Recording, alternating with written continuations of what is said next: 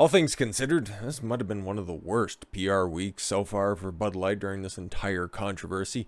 Here you had on Wednesday, CEO Brendan Whitworth go out and say, yeah, we're not entirely sure if we're going to be partnering up with the person that single-handedly ruined an entire brand and is well on the way to killing off an entire company.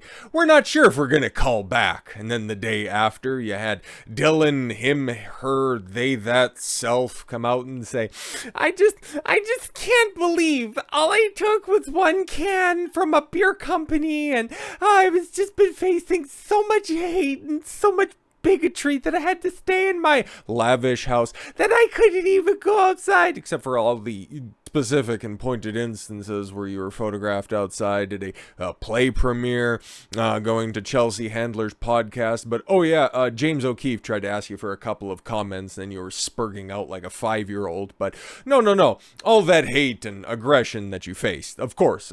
Then try to throw it back up on the company in order to just spin this off into your new victim narrative, so you can go ahead and champion the boycott from the LGBTQ side in order to just grift off that attention. I see what you're doing here. Nice transition. And at least that makes for, 1 out of 2 ain't bad, right? So now, here we are on Friday, and Bud Light fires back. So we have a stage 5 catfight on our hands right here. You do, in fact, love to see it. And you know what? I don't really care who wins at the end of this, okay? I obviously don't think it's going to be Bud Light or Anheuser Busch, because they're the big company at the end of the day.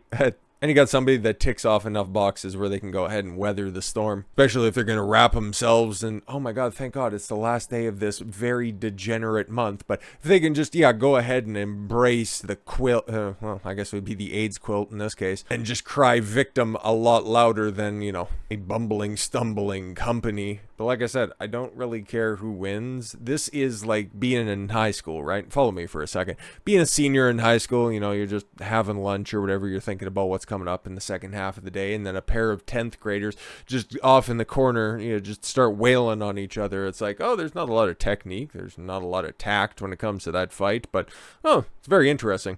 It has nothing to do with me. I don't know the combatants that are over there. But, it's kind of nice to see.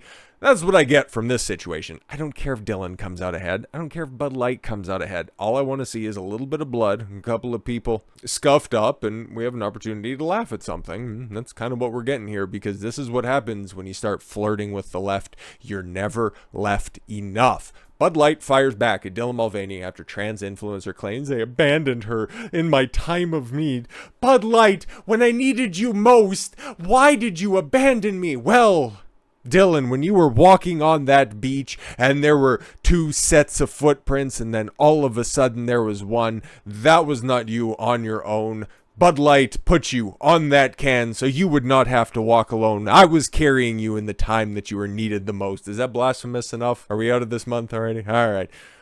Anheuser Busch fired back at Dylan Mulvaney this week after the transgender influencer accused Bud Light of abandoning her in her darkest time. He had to lash out irrationally by shaving off your eyebrows and doing a weird reverse Kang Kodos hairstyle. That's just wild. I don't know. Yeah, just doing cosplaying a cactus? Because that would make some sense, right?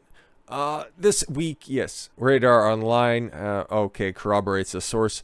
The embattled beer company responded to Mulvaney's accusations Thursday night, hours after this, social media video, blistering 4-minute long video that I've already forgot just about in totality, other than thanks for a couple of, the goofy facial expressions. That was appreciated. According to the spokesperson for Anheuser Busch, the beer company remains committed to the partnerships they have forged with those in the gay community. The spokesperson also said that the safety of their partners remains the priority. Yeah, the company's top priority. Not like sales or rehabbing their image. We just need to make sure that the trannies are just all nice and taken care of. Fuck off. Do not. Oh yes, but Anheuser Busch did not mention Mulvaney by name. The exact same way that Mulvaney didn't mention Bud Light or Anheuser Busch by name. I don't know. I was just left out in the cold. Nobody talked to me at all. But I do love beer out of this nondescript mason jar. Doesn't taste like horse piss at all. We remain committed. Oh God, I gotta get that screenshot too, because that's fucking creepy.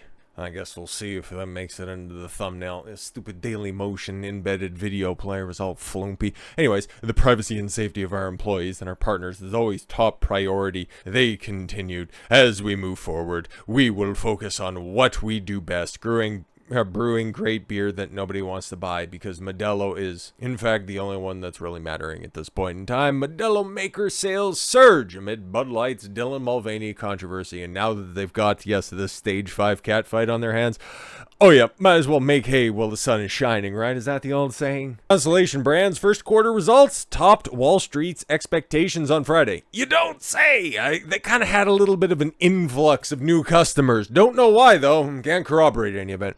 As the Koof beer, maker benefited from higher pricing and steady demand for the alcoholic beverages. Hey, shout out to them for price gouging. Love it.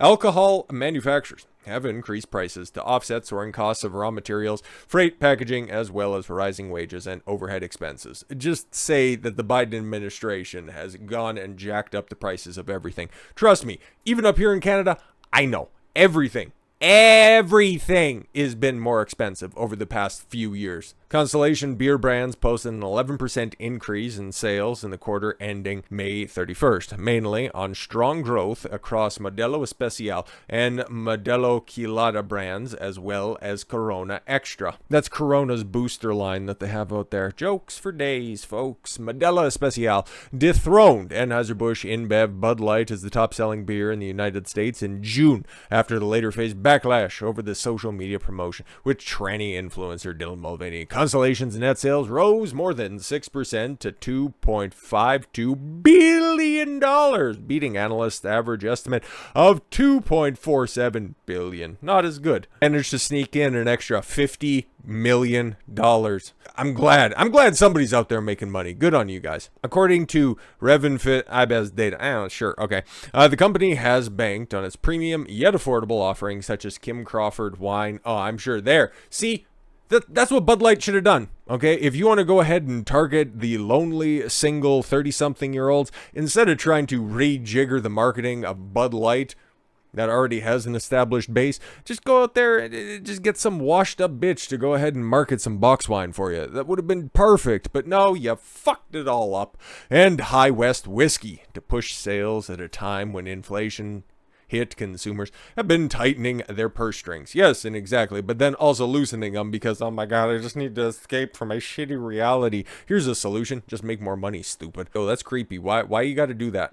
A Constellation reiterated its annual adjusted profit per share forecast of $11.70 to $12 as steeper costs dented its beer segment operation margins by 220 basis points in the reported quarter. Nice financial scuttlebutt, which in the grand scheme of things means, hey, we're expecting that Bud Light's failure is going to continue, and we're going to go ahead and reap the benefits because we aren't dumb enough to have some Latina that you think, oh my god, awfully sick. Oh my god, that's an engorged clitoris. Shares were trading flat on Fridays. Not up, not down, just, hey, anticipating the long-ish weekend. Is that what you guys are getting in the United States? Because some of the stores, some of the businesses up here, they either take off the Friday or they take off the Monday because our Independence Day, Canada Day, is on the 1st. So it just kind of goes. Whatever fits best for whatever company wants to go ahead and celebrate whatever they want. The company's first quarter profit of $2.91 per share beats analysts' average estimates of $2.83 per IBES data from Refinitiv, whatever. But yeah, Bud Light, hey man, they could go ahead and recoup all of those losses if they would just go ahead and say either way. If they want to go and continue getting ratioed by, oh my god, it's 4th of July weekend, enjoy some beers. Within 5 hours, 8,300 comments, 1,500 likes. It's probably from people going, yeah, no, probably am going to be enjoying some beers. Just not Bud Light.